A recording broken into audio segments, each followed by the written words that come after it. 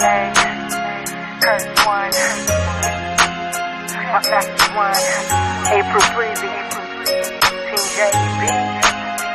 Matagal ko nang dapat sinabi sa'yo na ang dami ko inaabol pag ikaw na tapos na parang nasa ulap lang ako umulutang sa ganda mo. Taka ka pa ba? Ba't sa tuwing kausap kita ako'y masaya? Nararamdaman ko din kaya nais na ipagtapat sa'yo, kaso baka pagtawanan mo, iwasan mo at tuluyan mo lang iwanan ako. Kaya ayos lang, saka tayo magkaibigan lang.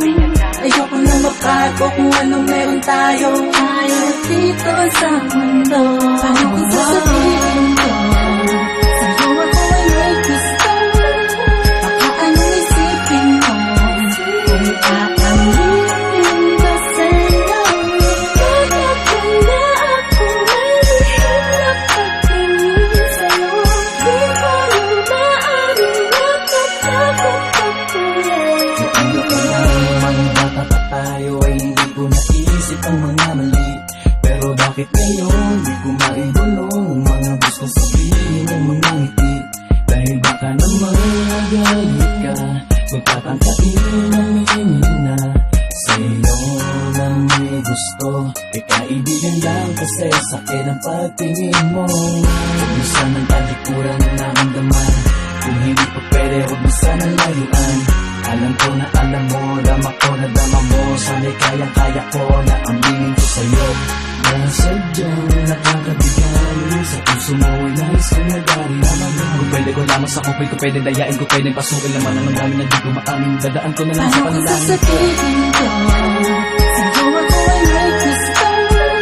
Baka anong isipin mo kung aaminin ko sa'yo? Bakit kaya ako mahirap pagtingin sa'yo? Di ko nang maaaring natatakot pagtuloy. Di ko alam kung ba't ba nagkaganto ang puso ko. Ba't tila di na maintindihan pagdating sa'yo? Talagang sa'yo ikaw ang pinagkakalingan ng ngiti sa labi ko. Ikaw ang aking umaga at gabi. Huwag kang lalayo sa'kin kasi malamang malungkot lang ang mundo ko. Ikaw ang dahilan kung ba't panatag ang pakiramdam ko. Ngunit malabo ito'y inaasam ko. Parang imposible na mangyari na ika'y mapasakit na tuloy na napisaktan. Pasensya mo ang dahilan kung Paano kung sasabihin ko